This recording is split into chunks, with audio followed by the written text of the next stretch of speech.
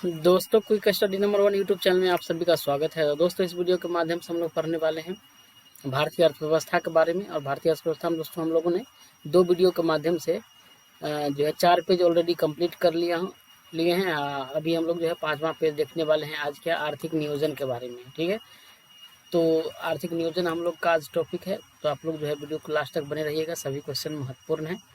आप लोग से रिक्वेस्ट है कि आप लोग एक बार वीडियो को लाइक ज़रूर कर दीजिएगा। तो चलिए हम लोग शुरू करते हैं पहले से।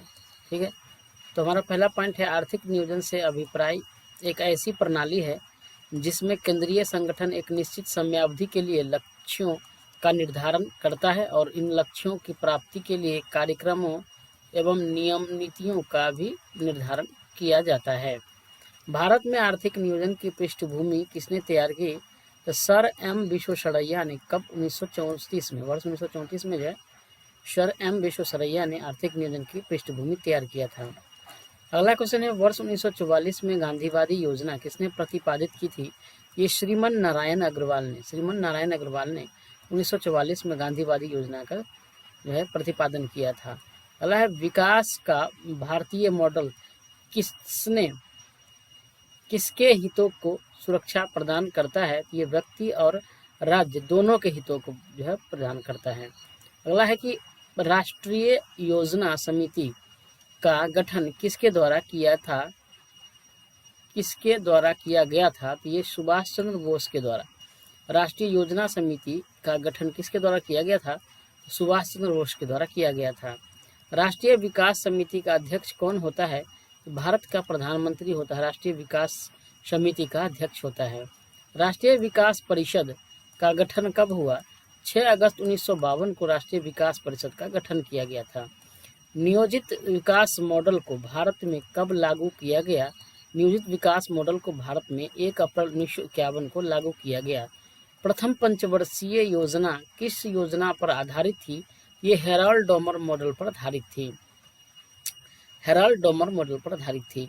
अखिल भारतीय खादी एवं ग्रामीण बोर्ड की स्थापना किस योजना के दौरान की गई थी? ये प्रथम जो है पंचवर्षीय योजना इसी के दौरान किया गया था। प्रथम पंचवर्षीय योजना का मुख्य प्राथमिकता क्या थी? तो कृषि का विकास करना ये मुख्य प्राथमिकता थी।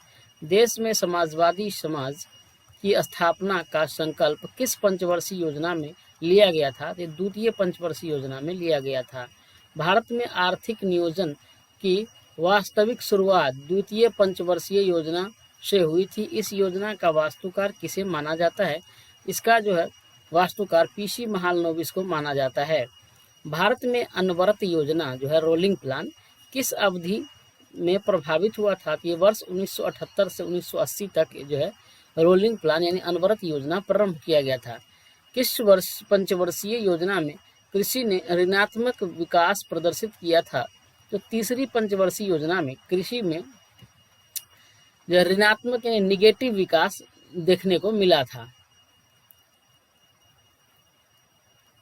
अगला देख लेते हैं अनवरत योजना का प्रतिपादन किसने किया था? तो गुन्नार मिडल के द्वारा अपनी पुस्तक द एशियन ड्रामा में किया गया था।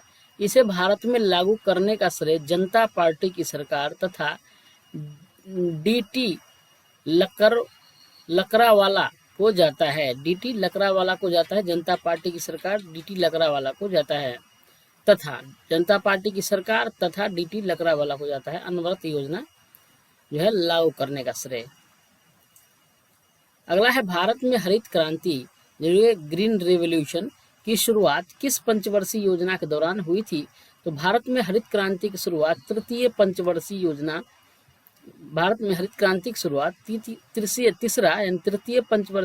के दौरान हुई थी। चतुर्थ पंचवर्षीय योजना किस मॉडल पर आधारित थी?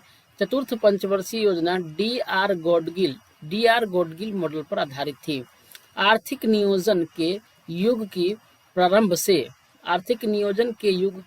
से भारत की सकल राष्ट्रीय आय में कृषि का हिस्सा निरंतर कम होता रहा है। किस पंचवर्षीय योजना में विकास केंद्र उपागम अपनाया गया था? चतुर्थ पंचवर्षीय योजना में। भारत में स्वपोषित विकास की संकल्पना सर्वप्रथम किस पंचवर्षीय योजना में अपनाई गई थी? ये चतुर्थ पंचवर्षीय योजना में अपनाई गई थी। निर्धारित अवधि से 1 वर्ष पूर्व ही समाप्त होने वाली पंचवर्षीय योजना कौन सी थी? ये 5वीं पंचवर्षीय योजना थी। गरीबी हटाओ विषय वस्तु पर आधारित गरीबी उन्मूलन कार्यक्रमों को किस पंचवर्षीय योजना में प्रारंभ किया गया था? ये पंचवर्षीय योजना में जो है गरीबी हटाओ का नारा दिया गया था। पांचवी पंचवर्षीय योजना होगा, ठीक है। अगला है छठी पंचवर्षीय योजना किस मॉडल पर आधारित थी? तो छठी पंचवर्षीय योजना जो है आगत निर्गत मॉडल पर आधारित थी। छठी पंचवर्षीय योजना आगत निर्गत मॉडल पर आधारित थी। सामाजिक न्याय एवं समानता के साथ वृद्धि पर बल किस पंचवर्षीय योजना में दिया गया था? तो ये 7वीं पंचवर्षीय योजना में दिया गया था। किस पर? सामाजिक न्याय और समानता के साथ समृद्धि पर बल किस पंचवर्षीय योजना में दिया गया था? 7वीं पंचवर्षीय योजना में। 20 सूत्रीय आर्थिक कार्यक्रम का शुभारंभ किस वर्ष किया गया था? तो 20 सूत्रीय जो कार्यक्रम है इसकी शुरुआत वर्ष 1975 में किया गया था। नीति आयोग ने पंचवर्षीय योजनाओं के स्थान पर 15 वर्षीय दृष्टिपत्र जो 7 वर्षीय रणनीति एवं 3 वर्षीय कार्य एजेंडा लागू करने का निर्णय लिया है। 7वीं पंचवर्षीय योजना में IRDP इस IRDP का फुल फॉर्म है integrated rural development programme. IRDP इसका फुल फॉर्म है integrated rural development programme. IRDP के अंतर्गत क्या रणनीति अपनाई गई थी? तो इसमें संपूर्ण परिवार के अंगीकरण का जो है रणनीति अपनाया गया था। भारतीय संविधान में आर्थिक तथा सामाजिक योजना को 7वीं अनुसूची की समवर्ती सूची का विषय बनाया गया है। भारतीय संविधान में आर्थिक तथा सामाजिक जो नियोजन है इसको समवर्ती सूची में रखा गया है, ठीक है। और ये 7वीं अनुसूची की में है, ठीक है। 7वीं अनुसूची और समवर्ती सूची में इसको रखा गया है। अब हम लोग देखते हैं भारत की पंचवर्षीय योजनाएं। बेहद ही महत्वपूर्ण पॉइंट है दोस्तों, आपको एग्जाम के लिए बेहद ही महत्वपूर्ण पॉइंट है भारत की पंचवर्षीय योजना। तो देखते हैं योजना एवं अवधि। सबसे पहले देखते हैं प्रथम योजना। कार्यकाल कब है? 1 अप्रैल 1951 से लेकर 31 मार्च 1956 तक चला था प्रथम पंचवर्षीय योजना। अगर हम लोग दूसरी पंचवर्षीय योजना की बात करें तो 1 अप्रैल 1956 से 31 मार्च 1961 तक चला था दूसरा पंचवर्षीय योजना। तीसरी योजना की बात करें तीसरी पंचवर्षीय योजना तो 1 अप्रैल 1961 से 31 मार्च 1966 तक जो है ये चला था। मुख्य उद्देश्य देख लेते हैं। मुख्य उद्देश्य क्या था? प्रथम पंचवर्षीय योजना मुख्य उद्देश्य था कृषि उत्पादन में वृद्धि करना और दूसरा है उत्पादन आय तथा धन का समान वितरण करना, ठीक है।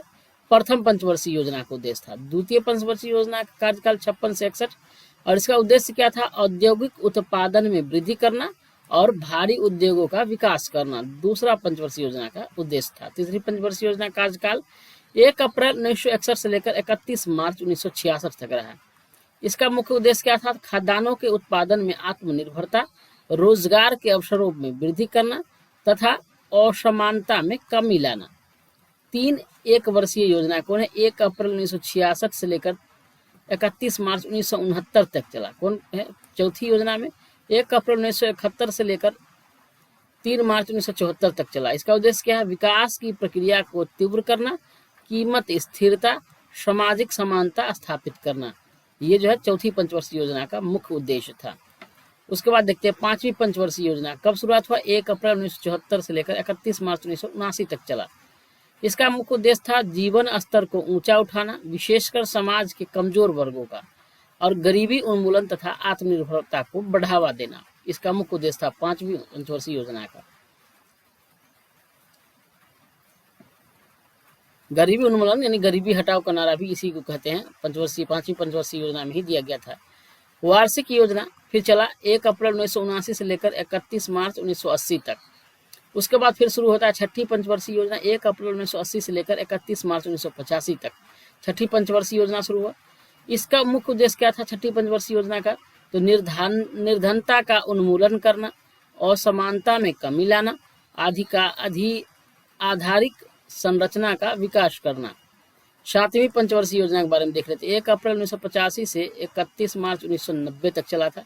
रोजगार के नए अवसर का सृजन करना, कृषि उत्पादों में वृद्धि करना।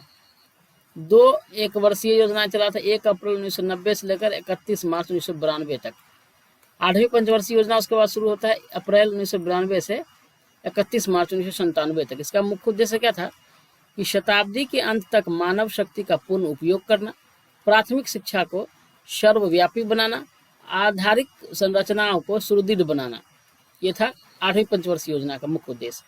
उसके बाद आते हैं 9वीं पंचवर्षीय योजना। कब शुरू हुआ? 1 अप्रैल 1997 से लेकर 31 मार्च 2002 तक। इसका मुख्य उद्देश्य क्या था? कृषि एवं ग्रामीण विकास, कीमत स्थिरता के साथ समृद्धि, जनसंख्या वृद्धि पर रोक। ये मुख्य उद्देश्य था 9वीं पंचवर्षीय योजना का। 10वीं पंचवर्षीय योजना 1 अप्रैल 2002 से 31 मार्च 2007 तक रहा। इसका मुख्य उद्देश्य क्या है? तो उपभोग के स्तर में वृद्धि तथा स्वास्थ्य एवं शिक्षा संबंधी सुविधाओं में सुधार लाकर जीवन की गुणवत्ता को बेहतर बनाना, समावेशी समृद्धि द्वारा असमानताओं को कम करना। उसके बाद 11वीं पंचवर्षीय योजना 1 अप्रैल 2007 से लेकर 31 मार्च 2012 तक चला। इसका मुख्य उद्देश्य क्या था? बहुमुखी लक्ष्य, जिसमें न केवल विकास बल्कि निर्धनता कम करना भी शामिल है। शिक्षा की गुणवत्ता एवं सार्वजनिक स्वास्थ्य सेवाओं में सुधार करना, द्वितीय हरित क्रांति के लिए रणनीति, उच्च कोटि के रोजगार का सृजन करना और पर्यावरण का संरक्षण करना। ये मुख्य उद्देश्य था 11वीं पंचवर्षीय योजना का। उसके बाद 12वीं पंचवर्षीय योजना 1 अप्रैल 2012 से लेकर 31 मार्च 2017 तक। इसका मुख्य उद्देश्य में है तीव्र, सतत एवं अधिक समावेशी विकास, सकल घरेलू उत्पाद में 8% की वृद्धि। ये रहा 12वीं पंचवर्षीय योजना।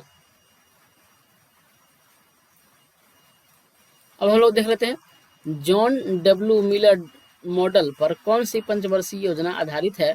तो जॉन डब्ल्यू मिलर मॉडल जो है इस पर 7वीं पंचवर्षीय योजना आधारित है। जॉन डब्ल्यू मिलर मॉडल जो है ये 7वीं पंचवर्षीय योजना है। मानव विकास के सारे विकास प्रयासों का सार तत्व किस पंचवर्षीय योजना को माना गया है? ये 8वीं पंचवर्षीय योजना को माना गया है। भारत में आर्थिक नियोजन की अवधि के दौरान कितनी बार योजना विकास लाया गया था? 3 बार लाया गया। अगला है महिला अंश योजना किस पंचवर्षीय योजना से प्रारंभ की गई? कि 9वीं पंचवर्षीय योजना से प्रारंभ की गई थी। सर्व शिक्षा अभियान की शुरुआत किस पंचवर्षीय योजना के आरंभिक वर्षों में हुई थी? ये 10वीं पंचवर्षीय योजना के आरंभ में हुई थी। अगला है 11वीं पंचवर्षीय योजना का उद्देश्य क्या था? तो 11वीं जो पंचवर्षीय योजना है दोस्तों, इसका उद्देश्य था तीव्रतर एवं समावेशी विकास। अगला है 11वीं पंचवर्षीय योजना में शिक्षा से संबंधित विषय वस्तु क्या थी? ये अनिवार्य प्रारंभिक शिक्षा। अगला है 12वीं पंचवर्षीय योजना का मुख्य उद्देश्य क्या था? तीव्रतर, धारणीय एवं अधिक समावेशी विकास। तीव्रतर, धारणीय एवं अधिक समावेशी विकास जो है इसका मुख्य उद्देश्य था। अगला 6ठी पंचवर्षीय योजना में वर्ष 1982 में नाबार्ड एवं एग्जिम बैंक की स्थापना की गई थी। कितने? 6ठी पंचवर्षीय योजना वर्ष 1982 में नाबार्ड और एग्जिम बैंक की स्थापना की गई थी। तो दोस्तों आप लोग को वीडियो कैसा लगा? आज के लिए इतना ही। आप लोग को वीडियो कैसा लगा आप लोग हम कमेंट करके बताइएगा। नेक्स्ट वीडियो में हम लोग मुद्रा एवं बैंकिंग प्रणाली के बारे में पूरा बढ़िया से डिस्कस करेंगे दोस्तों। तो आज के लिए इतना ही। अगर आप लोग दोस्तों को daily current affair, daily, weekly और मंथली, अभी 6 मंथ वाला भी मैं अभी लाया था वीडियो, अगर आप लोग नहीं देखे तो जरूर देखिए, जनवरी से जून तक का। तो सभी जो है करंट अफेयर का वीडियो आप लोग के लिए और पीडीएफ के साथ उपलब्ध है। अगर आप लोगों को पीडीएफ चाहिए तो टेलीग्राम जरूर ज्वाइन कर लीजिएगा, वहाँ से आप लोग को पीडीएफ मिल जाएगा। तो आज के लिए इतना ही। धन्यवाद। आप लोग करंट अफेयर जरूर पढ़िए और सभी लोग एक बार लाइक जरूर कर दीजिएगा। जय हिंद।